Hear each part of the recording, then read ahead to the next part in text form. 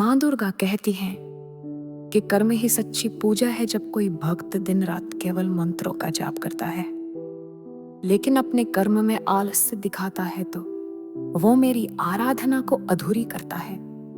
क्योंकि मंत्र तो मेरे नाम को स्मरण कराते हैं लेकिन कर्म मेरी उपस्थिति को सिद्ध करते हैं। कर्म ही वो अग्नि है जिसमें आत्मा की शुद्धि होती है।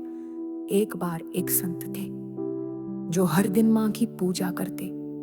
उनका दिन आरती और हवन से शुरू होता और वही आराधना में समाप्त होता। लेकिन पास के गांव में जब एक महामारी फैली तब वे संत अपने कक्ष से बाहर नहीं निकले। लोगों ने माँ से प्रार्थना की, माँ हमें बचाओ। माँ ने उत्तर दिया, मैं तो उसी में हूँ जो सेवा करता है, वही मेरी पूजा करता है, वही मेरा भक्त है, वही सच्चा आराधक है। संत को स्वप्न में माँ ने दर्शन दिए और कहा, मेरे पुत्र, पूजा में जो दीप तुम जलाते हो वो तभी प्रकाश देता है जब तुम किसी और के अंधेरे को दूर करते हो। संत ने अपनी भूल समझी और दूसरे दिन से अपने कर्म को ही पूजा मान लिया, सेवा को ही साधना बना लिया। और तब जाकर माँ प्रसन्न हुई। माँ कहती है कि शस्त्र उठाना तभी उचित है जब अन्याय अपनी सीमाएं लांघे और शास्त्र पढ़ना तभी सार्थक है जब उसे जीवन में उतारा जाए। करो वो सेतु है जो भक्ति को फल तक पहुंचाता है। बिना कर्म के भक्ति एक अधूरी यात्रा है।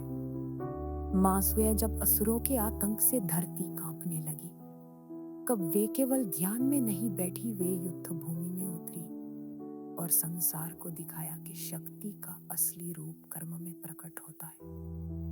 सच्चा भक्त वो नहीं जो केवल चंदन से मेरा तिलक करे, बल्कि वो है जो पसीने से धरती को सींचे और संसार के दुख को बांट ले कर्म। और आरती है जो बिना दीप के भी मुझे प्रिय है। जब एक किसान खेत में हल चलाता है तो वो भी मेरी पूजा करता है। जब एक माँ अपने बच्चों को स्नेह से पालती है तो वो भी मेरी उपासना करती है। जब एक श्रमिक ईमानदारी से काम करता है तो वो भी मेरा मंदिर बनाता है। और जब एक शिक्षक ज्ञान बांटता है तो वो भी मेरी मूर्ति गढ़ता है। क्योंकि मैं केवल मंदिरों में नहीं रहती, मैं वहां हूँ जहाँ कर्म की ध्वनि है, जहाँ सेवा की भावना है, जहाँ निस्वार्थ भाव से कार्य किया जाता है, वहीं मैं प्रकट होती हूँ। एक समय की बात है, एक छोटी बच्ची अपने घर की सफाई करती थी। उसके माता पिता गरीब थे लेकिन वो हमेशा माँ दुर्गा की तस्वीर को साफ करती और कहती, माँ जब तक ये घर साफ नहीं होगा आप कैसे आएंगी? लोग कहते तुम रोज क्यों झाड़ू लगाती हो, क्या माँ तुझसे प्रसन्न होंगी? वो मुस्कुरा कर कहती, माँ कहती है, सफाई केवल घर की मन की भी होती है और जब मन स्वच्छ होता है तो कर्म पवित्र होते हैं। यही मेरी पूजा कर माँ। देव परिषद थी और एक दिन गांव में बड़ा आयोजन हुआ और उसी बच्ची को गांव की देवी के रूप में सजाया गया।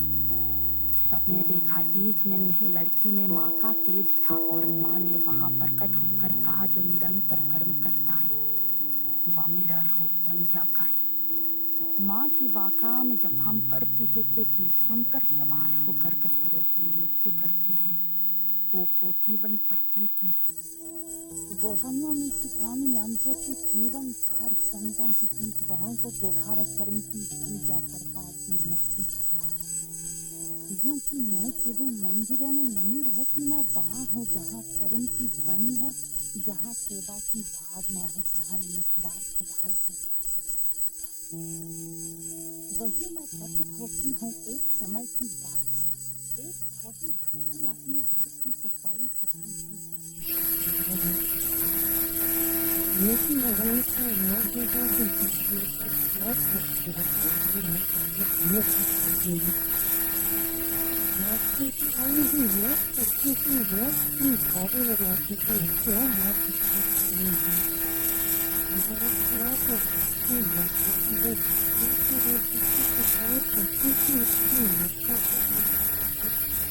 तस्वीर को साफ करती और कहती माँ जब तक ये घर साफ नहीं होगा। और तुम्ही रोग से बेहाल होकर उसने मूर्त बनाना छोड़ दिया और पुनः माँ चाल आभाव की मूर्त बनाकर जब पेट खा लिया। माँ ने उसी रात स्वप्न में आकर तुझसे जब तो मेरी मूर्त करता है तो मो पुछे दरघेती होते हो पुकार मत छोड़ दे राका विषय बन रहा है। ये वतनों गुड़ी सदा फिर से मिलते उठाइए मूर्त बनावे सुनो की कुछ दिन रात केत नदी वह हमेशा माँ दुर्गा की मूर्ति बनाकर था लेकिन उसका घर और ध्वनि था।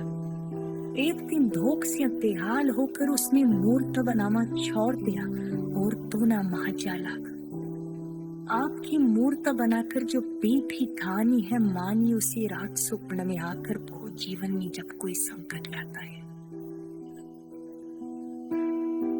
तमा का ये संदेश हर युग के लिए है कि कर्म पूजा है। पूजा वो नहीं जो केवल शब्दों में हो बल्कि वो है जो कार्य रूप में प्रकट हो। क्योंकि केवल घंटियां बजा देने से मंदिर नहीं बनता बल्कि श्रम से ईंट लगा के जो मंदिर बनता है वो सच्चा तीर्थ है। माँ कहती है कि तुम्हारा हर कर्म मुझे अर्पण हो तभी वो फल देगा। तुम्हारा पढ़ना भी पूजा है अगर तुम उसमें मन लगाते हो। तुम्हारा काम भी भक्ति है अगर तुम उसे श्रद्धा से करते हो। तुम्हारा बोलना भी साधना है अगर तुम उसमें मधुरता रखते हो। और तुम्हारी सोच भी मेरी सेवा है अगर उसमें सकारात्मकता हो। जीवन में जब कोई संकट आता है तो लोग जीवन का दीप भी